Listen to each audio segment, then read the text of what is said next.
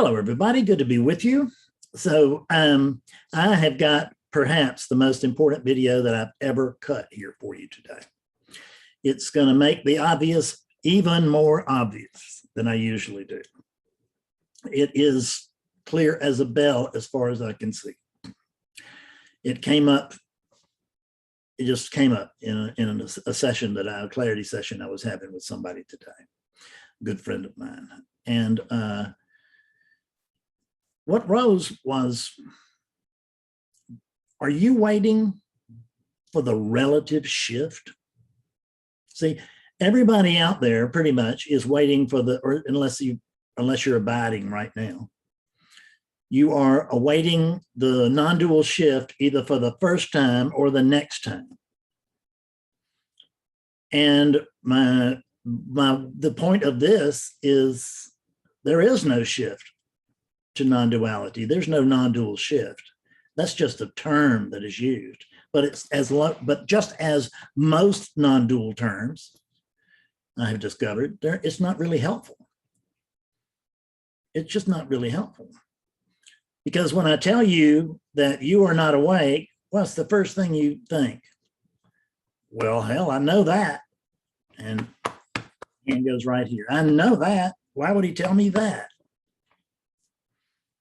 So in other words, the body hears it. The body and the brain hears it. And they go, well, that's just stupid. Why would he tell us that? But what if it's true? And it is true.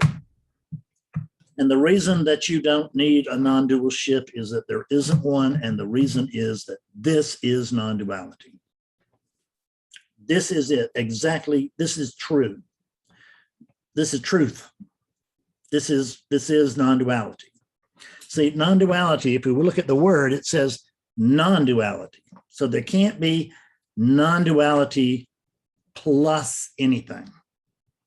And there can't be non-duality minus anything, which means that all experience occurs within non-duality, if you will.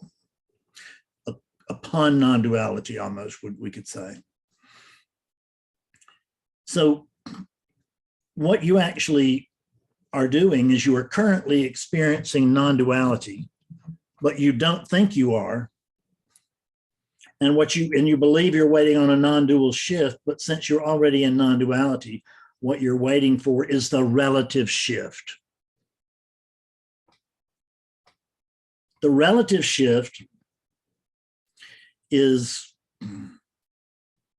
when non-duality experiences itself as dualistically.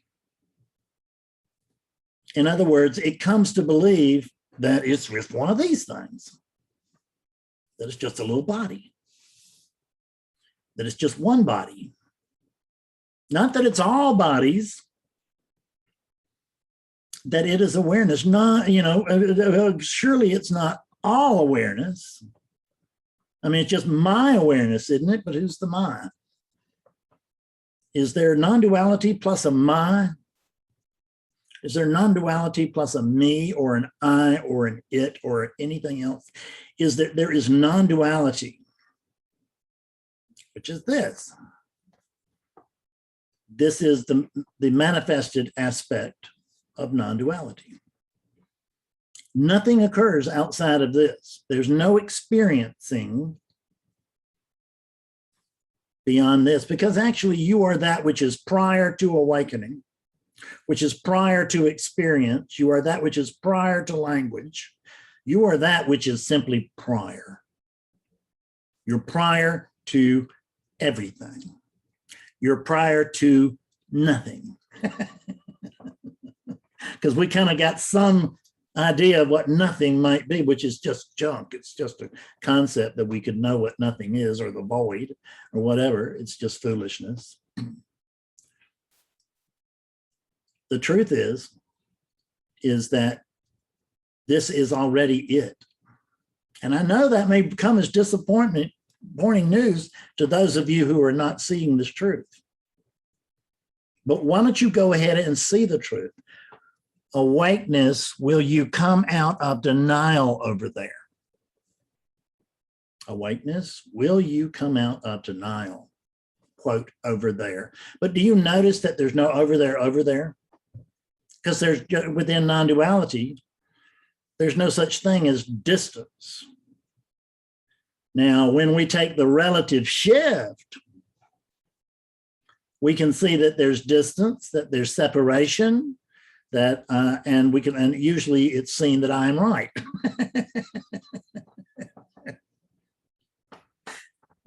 Non-duality takes a relative shift.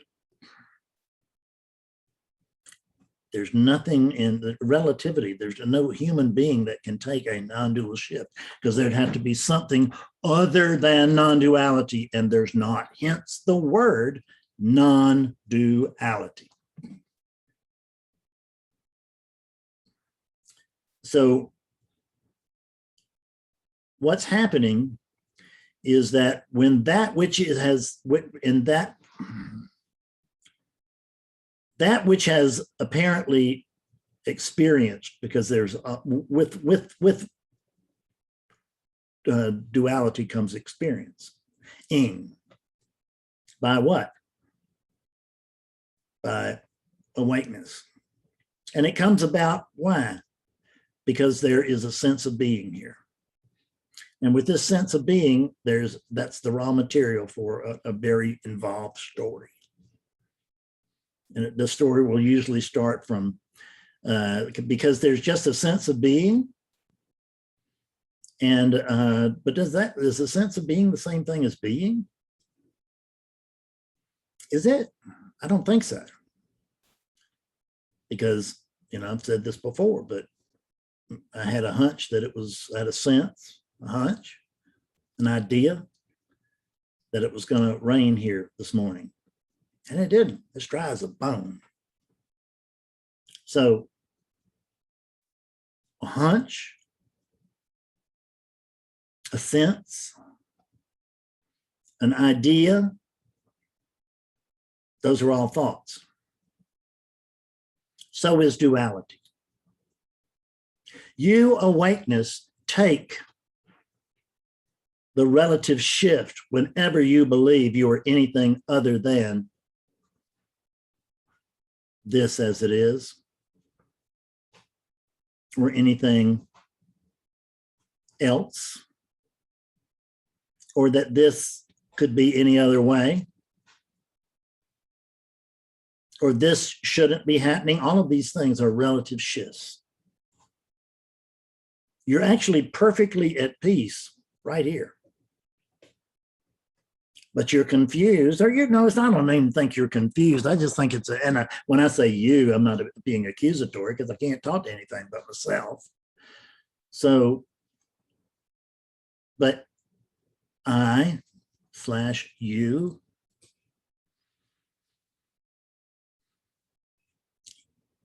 you can't fall out of non-duality. You can't be other than non-duality, and non-duality is all inclusive. So if somebody is hung up on talking about the absolute and the absolute only, that's not non-duality. That's non-dualism. I mean, that is absolutism. If someone's hung up talking all about relativity and nothing else, or how the relative character should surrender or anything like this, all that's junk. It may it may count, but it doesn't matter. But it is nonetheless the experiencing, isn't it? Like there's no Fred here, but there's still a Fred life. There's like Fredness, and it's lifing.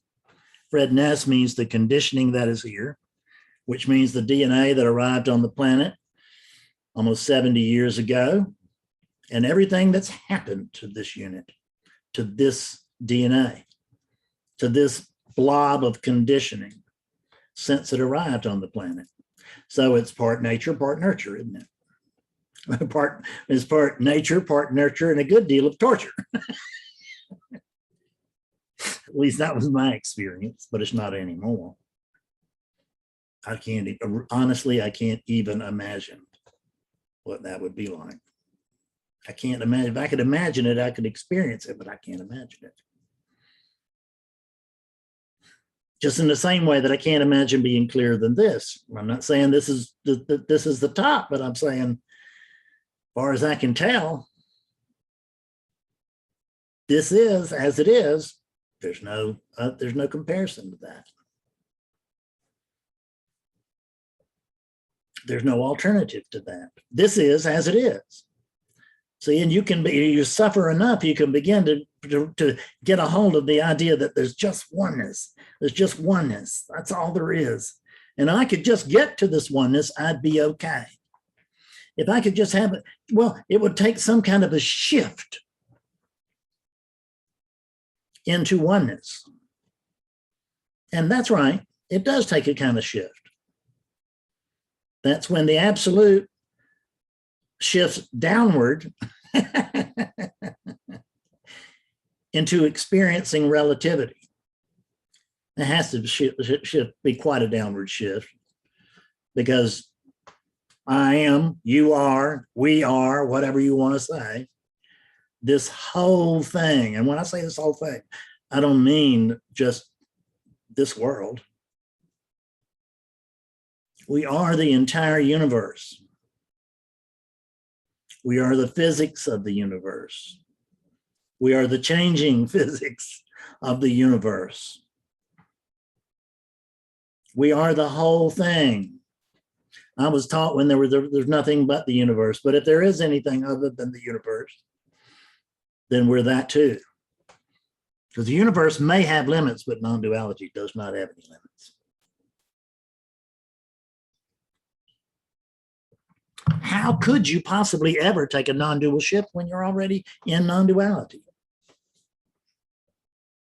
You look at this and you think, God, it can't be like this. This can't be it. Isn't that right? Just feels like this can't possibly be it. That came up in the same session as well. The idea that this can't be it. Now, the idea that there's nothing but oneness, that I can go along with. And you know the reason I can go along with that so easily? I have never, ever thought it out. Yeah, there's just oneness. Can't wait till I, have the non-dual shift into oneness. That's going to be a great day. If you see me laughing, I'm not laughing at you. I'm laughing at ego. And when I say ego, it's not like some hard candy center in the middle of something. What I'm talking about is patterns. They're just patterns. When certain patterns, I can't understand this either, so don't worry about understanding it. Just kind of feel it. Patterns come within some sort of confluence with each other. And when the certain patterns come together, enough of them in the right way, a sense of center will develop. And then somebody comes along to that sense of center, because that sense of center, it didn't arrive with the baby. It's taught. Now, I'm not saying it wouldn't be experienced on its own if you had a baby on a desert island. I don't know. Maybe we would come to recognize things on our own, but we're not on our own. We're in a world that's telling us over and over and over again that we're this. Even though the first non-dual book we ever read said you were not the body. We overcame all that.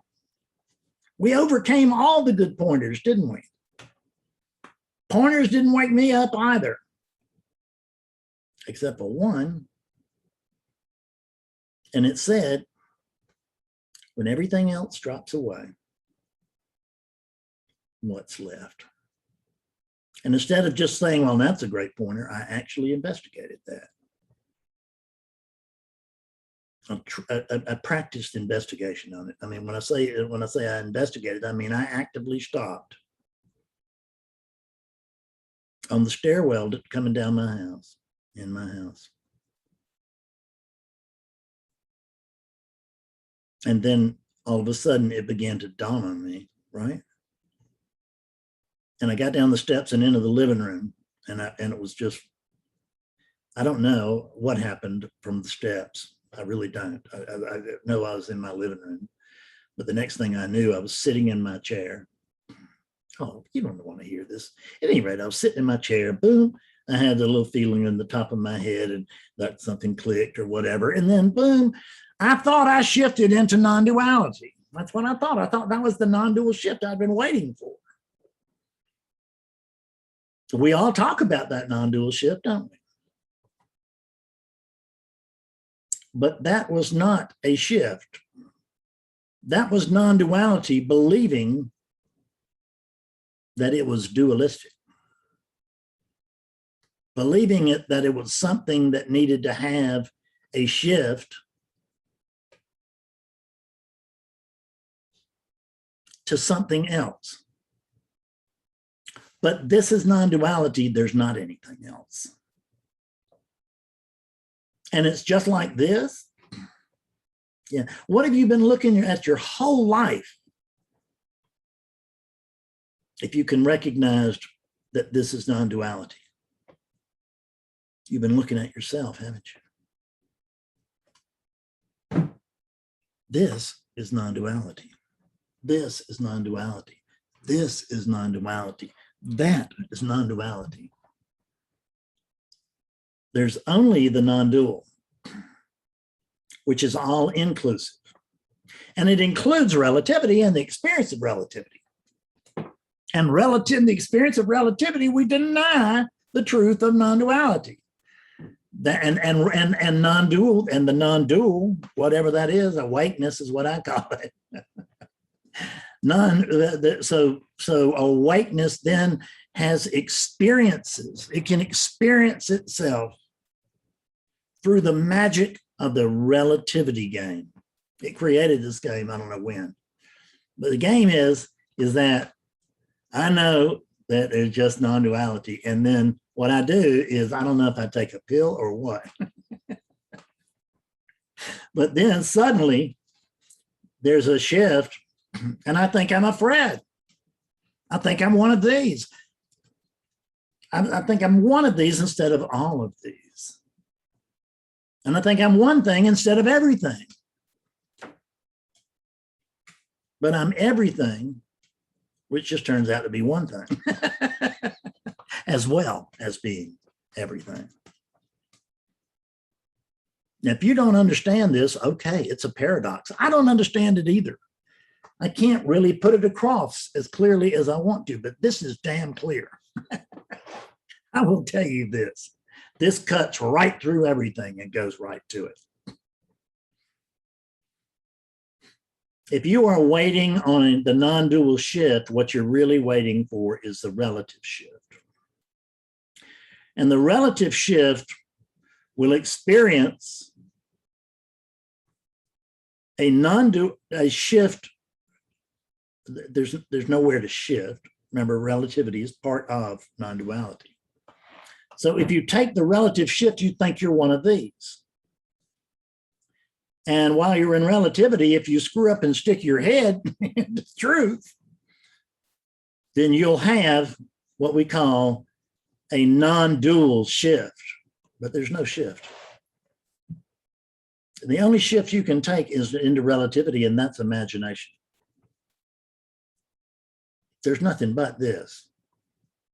Anything but this is just denial that there's just this and you're it. You're it, folks. I'm it. You're it. We're it. There's only it. So there's nothing personal here.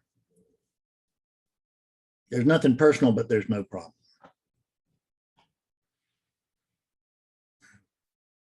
There's no problem at all. So realize that you are right on the, when you feel like you're right on the cusp of seeing the truth, it's more or less true, but it's only because you've already taken the relative shift. And that relative shift is fully accommodated within non-duality. And you may stick your head out and realize, oh, there's only non-duality. And then you take your head out of the clouds and it's like, oh my God, I, the separate being, have had a look at the truth instead of the fact that the truth has had a look at relativity. And the so-called non-dual shift is just when you stop believing you're one of these. And when you stop believing that you're one of these, what's left? That's what they meant. When everything else drops away. And what does everything include? The last time I checked on everything, it included everything. Which means this too. When this drops away, just imagine that this just falls away. Doesn't consciousness appear to remain?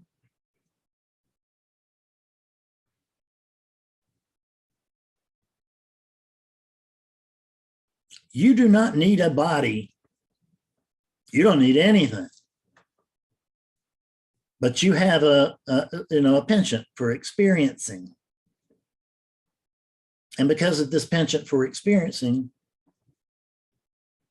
you'll take your own one of these bodies and you'll say, well, I think I'll just be one of these bodies for a while. I mean, I'm sure it's more elaborate than that, but that's the way. I mean, I just do the baby talk, folks, because baby talk is what works. The brainiac stuff just doesn't help. So welcome to kindergarten. You know, you may feel like, wow, I'm in some kind of non-dual grad school. Many people consider this teaching non-dual grad school. And it kind of is, but only from a warped point of view. And the warped point of view is awakeness experiencing itself as a dualistic being that can have a non-dual shift. And it's try to pull that apart. Try to make sense out of all that. There's just this non-duality. There's just this non-duality. This non-duality, can it really shift? No.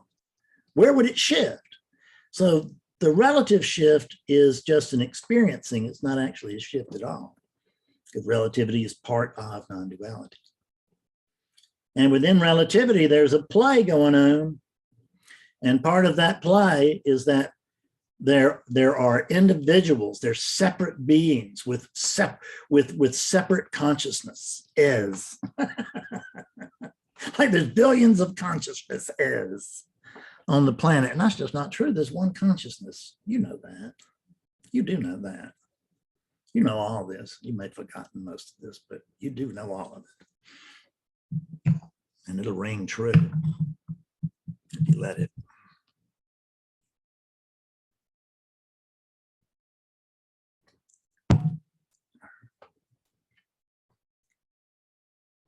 There's no shift necessary.